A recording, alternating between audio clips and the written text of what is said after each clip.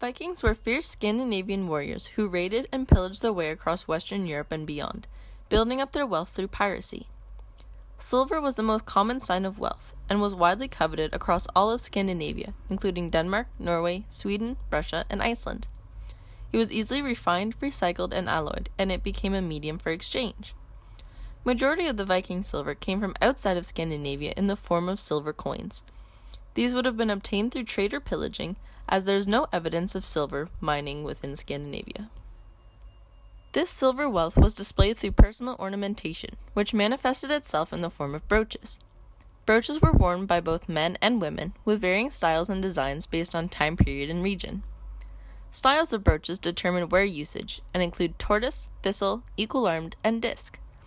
These are either worn in pairs, in the center of a person's clothing, or to fasten a cloak or shawl. Disc brooches became the primary type of brooch for fastening cloaks, and it is one such disc brooch that we will be focusing on. This silver brooch comes from the Middle Viking period, which was from the late 9th century to the 10th century AD. Its origin most likely comes from Gotland, Sweden, based on style and design. It is 7.8 centimeters in diameter and 4 centimeters in height. The circular base plate hosts a zoomorphic boar-style interlaced pattern encircled by 2 beaded rings. These rings are made through a process called filigree.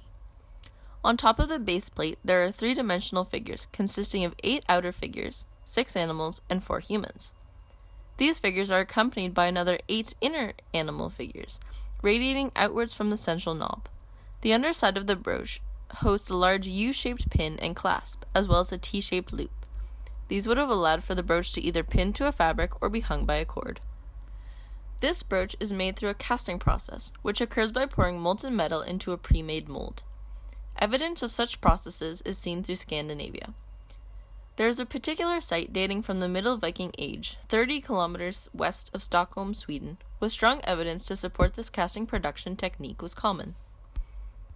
At a large metallurgy workshop by the name of Helgo, thousands of clay molds were found, having been used to create jewelry, costume accessories, and weapons.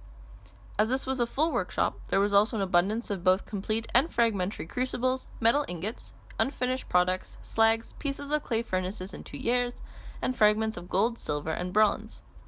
Most commonly, silver objects are created by melting silver coins into a crucible and pouring them into a clay mold. Interestingly, though, at this site, one find group consisted of small rectangular plates of tempered clay with upward turned rims. They had visible coatings of oxidized metal on their inner surfaces, which had a high concentration of lead and silver. These objects are a potential indication that silver was being extracted through the process of cupellation. Cupellation is a process of separating noble metals such as silver and gold from base metals, including lead, copper, zinc, arsenic, antimony, and bismuth. This takes place by smelting the ores or alloys into a cupel, a shallow, porous container. It is these cupels that are believed to be present at Helgo. The base metal is oxidized, as precious metals do not oxidize or react chemically. The melting and oxidizing process then turns the base metals into slag waste, which is either removed or absorbed into the porous cupel. Once the silver has either been smelted through cupellation or melted in a crucible, the molten metal is poured into pre-made clay molds. Other metals such as lead, gold, and bronze are commonly used in casting as well. Molds have also been used for other purposes beside casting brooches, such as for jewelry and weapons.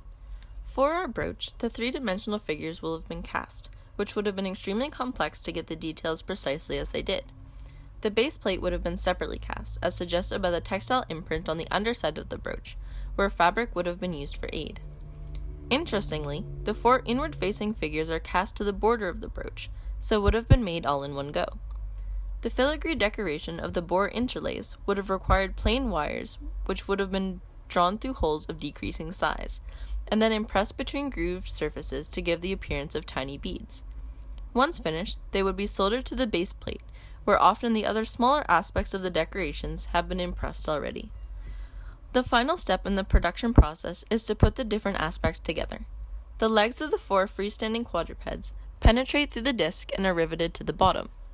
The central knob is held onto the disc by 2 pairs of rivets with ring-shaped washers on the underside. Both of these aspects can be seen on the back of the brooch.